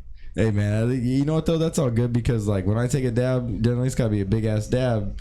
And I bet you don't have to. You don't go through dabs as much as I do. I've seen your containers. You're like, I've taken 3 or 4 dabs out of that. And I look in there, I'm like, the whole everything's fucking... Did you fucking take anything out of here? Because if I did 3 or 4 dabs, it's all going to be gone. See, I'd rather take 3 or 4 small dabs than one monster dab. You know what I mean? Danny's the micro dabber. I could have different flavors. I could have all that shit. And I don't want to die. I'm not out here to fucking just cough my head off, man. That's not medicinal. You know what I mean? But I do want to get super blazed. Well, remember, if you don't cough, you don't get off. Isn't that what they used to say back then? I know it's bullshit. I was just hitting you with They were it. smoking boof. You know what I mean? That was back in the stress Hit days. it for 10, hold it for 20. Oh, fuck. You went way back with it. That's like middle school. Holy fuck. Should I just admit that I smoked weed in middle school? Hit it till you turn purple, dude. Just hold it in, bro. And little did we know it's just straight oxygen deprivation. We're just fucking killing ourselves. I because I didn't breathe for a half, or you know what I mean, for whatever. So now I'm gonna pass out. Fuck, almost 40 seconds because you're hitting the whole time. You're just inhaling fucking smoke and then you hold your breath for 30 seconds. Yeah. All right, hold on. To go off topic real quick, do you remember putting your hands on your chest and having your buddies knock you out up against the wall? No, my buddies weren't gonna do that to me. Yeah, you're always big on. They're like, fuck that, Danny's gonna fall. I might do it to somebody else, but nah, I don't remember that particular one. I know that when I was in school, they were quick to ban like anything that was Oh, fuck yeah, they were. like any type of physical activity. If somebody could get hurt, they're like, you can never fucking do that. You're expelled. Yeah, I remember that too. So I always had to play sports, and I've always played football, or then I played water polo. So water polo, I know people are like, water polo. Yeah, get in the fucking pool with some of those guys. You can get your fucking ass handed to you. Water polo. Dude, them motherfuckers are dangerous, bro. Play real sports, bro. Yeah, play real sports, bro. Fuck you. Shit, I still play baseball. I play. I'm a See, the thing is, I can't run. I can't run. I have like this crazy asthma. No. I have this crazy asthma to where if I run, I start tasting blood. And it's really horrible, so I don't like to do it. But I can swim and swim and swim and swim, so that's why I started doing water polo. That's weird. That's very exerting, also. You know. Yeah, but it's like a different. I don't know. It's just different. It's not like its impact on my body or something. I don't know what it is, but I can swim for fucking ever. So I like swimming. It's great for you, man. It's great exercise. Yeah, and like I said, I used to play water polo, and I was the enforcer. So I didn't score. No, I scored 1 goal in 3 fucking years, but I got ejected from like 6 games. Nice. Hell yeah, it was fun. Throw a quick elbow. Fucking elbow. Dude, they wear these little like things where you got this little strap underneath your shit. I used to swim up and grab the strap and just fucking start beating people in the face. Nice. It's like a little handle, dude. Ding, ding, ding, ding, While ding. you're fucking doing your egg eaters. As I'm kicking them in the balls, bro. Oh no, my favorite thing to do, right? Because like, okay, so I went to Arlington and you had to show a little bit of your butt crack out of your Speedo. It was our thing, right? That's wild. And so yeah, it was our thing, right? Whatever, got the cheerleaders, and it did. Thank you, girls. I loved you, and I still love you to this day. But any other team that we come across that would do that, right? You stick your big toe, you get your big toe, and you stick it in the crack of their ass, and you just push down and put your hands up. Well, you have 2 decisions. You can either let your Speedos drop, or you can reach down and grab them, right? And if you reach down and grab them, you're going under the water because this motherfucker's pushing you down with his foot. So, oh yeah, dude, like we'd be sitting there guarding people, and they'd reach for the ball. You put you just pull their Speedo right off, and they'd go under, and you'd grab the ball, steal it, and swim to the other side of the pool. Son of a bitch. Yeah. Crafty water polo Mean players. motherfuckers, dude. Mean motherfuckers. I used to do this dolphin kick. If I was swimming next to somebody, as I was turning, I would slap them on the back with both of my legs, and so it would like paralyze them for a few seconds, and I'd have like enough time to get across the pool. Fuck. Dude, I was mean, bro. I never had a bad day. Who knew? Never had a bad day. I know how, right? Because I'm all so nice and shit, but you get me in the pool, fuck, I'm an asshole. I just get in there, I'm just like, fuck it, I'm just going to hit people. Savage Fuck it. water polo guys. Dude, you know what? And then it comes out when I get tequila. If you give me tequila, it's fucking horrible. So I smoke cannabis. I'm in that boat with you. Same boat. Yeah, tequila, I start swinging. It's like, oh, fuck, get me out of here. Give me a joint. I need to calm the fuck down. Oh, shit. Sorry, everybody. That was a fucked up noise. That was my mic. That was my bad.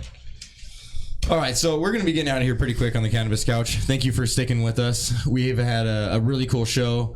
Apologize that our guests couldn't stop by. but business comes first, and we all understand that. You got to take care of what puts the food on the table. He will be rescheduling. This is Uncle Ronnie's Jerky. He is rescheduling. He did write me. He said he was real sad about it. He was trying to come on next week, but I do have another guest, so I'll be rescheduling for sometime this month or possibly next month. Have a lot of big people coming up here in the next few months that are going to be coming on the show. As I stated before, we're going to be going to the coffee shop and doing some interviews and stuff. I'm going to try to get Dougie on the old interview, and because that man's just a beast, just a motherfucking beast. So shout out Hitman Dougie, Hitman Coffee Shop. I'll see you guys tomorrow. We are the Cannabis Couch. This is Kaotic Radio, and we are here because the lovely gentleman Carl over at the motherfucking TerpHouse. Shout out to you guys. Thank you very much for doing what you do, staying in business and doing everything the right way. They are supposed to be here on Friday. I'm not going to hold them to that because there's some busy motherfuckers, but they have some new products launching that they want to come in and talk about, and there are some awesome motherfucking products.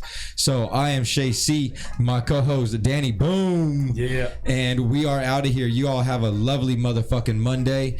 Go hug your family, take a dab, and have a great night's sleep. This is the Cannabis Couch, and we love you all. Bye. Peace. Out of town, put it down for the father of rap. And if your ass